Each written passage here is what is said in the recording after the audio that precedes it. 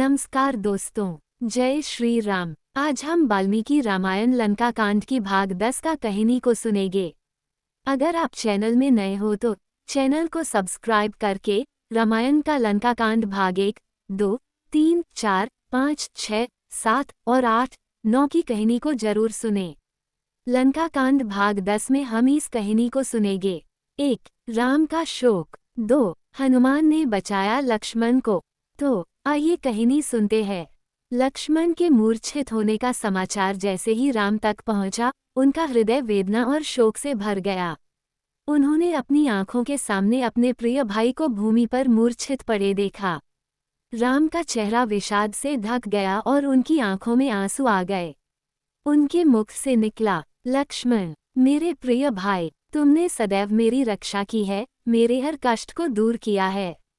आज तुम्हारे बिना मैं किस प्रकार जीवित रह सकूंगा। राम अपने शोक में डूब चुके थे। उनके शब्द सुनकर वानर सेना भी दुखी हो गई। चारों ओर एक गहरा मौन छा गया। जब सभी वानर योद्धा और स्वयं राम भी निराशा में डूब चुके थे, तब हनुमान ने अपनी बुद्धि और साहस से परिस्थिति को संभालने का निश्चय किया। उन्होंने तुरंत विभीषण को बुलाया और पूछा, हे लंकाधिपति विभीषण, क्या कोई उपाय है जिससे लक्ष्मण की प्राण रक्षा की जा सके। विभीषण ने कहा, हनुमान, ये शक्ति बाण अत्यंत घातक है। लक्ष्मण को बचाने का उपाय केवल एक ही है। इसके प्रभाव को दूर करने के लिए संजीवनी बूटी की आवश्यकता है, जो हिमालय पर्वत की द्रोणगिरी चोटी पर पाई जाती है। हनुमान ने बिना किसी समय की बर्बादी के कहा, मैं उसी क्षण वहां प्रस्थान करूंगा और संजीवनी बूटी को यहां लाकर लक्ष्मण की प्राण रक्षा करूंगा। राम ने हनुमान को देखा और उनकी आंखों में आशा की किरण जाग उठी। राम ने हनुमान को आशीर्वाद देते हुए कहा, हे पवनपुत्र, यदि कोई लक्ष्मण को बचा सकता है तो वो केवल तुम ही हो। जाओ और शीघ्रता से इस कार्य को पूर्ण करो। हनुमान ने अपने आकार को विशाल किया और आकाश की ओर उड़ चले। उनका वेग इतना तीव्र था कि पर्वत, नदियां और नगर सभी पीछे छूटते जा रहे थे। वे अपने मन में केवल एक ही विचार को समेटे हुए थे, लक्ष्मण को बचाना है।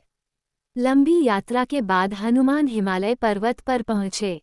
वहां का वातावरण शांत और शीतल था, लेकिन हनुमान के मन में केवल एक ही चिंता थी, संजीवनी बूटी को शीघ्रता से प्राप्त करना। हनुमान ने जैसे ही पर्वत पर चढ़ना प्रारंभ किया, उन्हें वहां अनेक प्रकार की जड़ी बूटियां दिखाई देने लगीं। लेकिन संजीवनी बूटी को पहचानना अत्यंत कठिन था। वह सोचने लगे, यदि मैं यहाँ समय बर्बाद करता हूँ, तो लक्ष्मण का जीवन संकट में पड़ सकता है। हनुमान ने तुरंत निर्णय लिया कि वे संपूर्ण पर्वत को ही लेकर युद्धभूमि में जाएंगे। उन्होंने अपने हाथों से पर्वत को पकड़ लिया और अपनी अद्भुत शक्ति से उसे उखाड़कर अपने कंधों पर उठा लिया। यदि मैं संजीवनी बूटी को पहचान नहीं सकता, तो मैं पूरे पर्वत को ही ले जाऊंगा। राम और लक्ष्मण की प्राण रक्षा के लिए कोई भी कार्य कठिन नहीं है। हनुमान पर्वत को उठाकर तीव्र गति से लंका की ओर लौटने लगे। मार्ग में कई प्रकार की बाधाएं आईं, लेकिन हनुमान ने अपने साहस और शक्ति से उन सभी को पार कर लिया। जैसे ही हनुमान लंका पहुंचे, सभी योद्धा उनके अद्भुत पराक्रम को देखकर स्तब्ध रह गए। हनुमान ने तुरंत पर्वत को नीचे रखा और सुश्रेन वैद्य को बुलाया। सुश्रेन ने पर्वत की बूटियों की पहचान की और संजीवनी बूटी को निकालकर लक्ष्मण के नासिका में सूंघाया। कुछ ही क्षणों में लक्ष्मण की आंखें खुलने लगीं और उन्होंने गहरी सांस ली।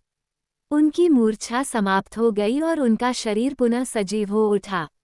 राम की आंखों में आंसू थे, लेकिन इस बार वे आंसू दुख के नहीं, बल्कि प्रसन्नता और कृतज्ञता के थे।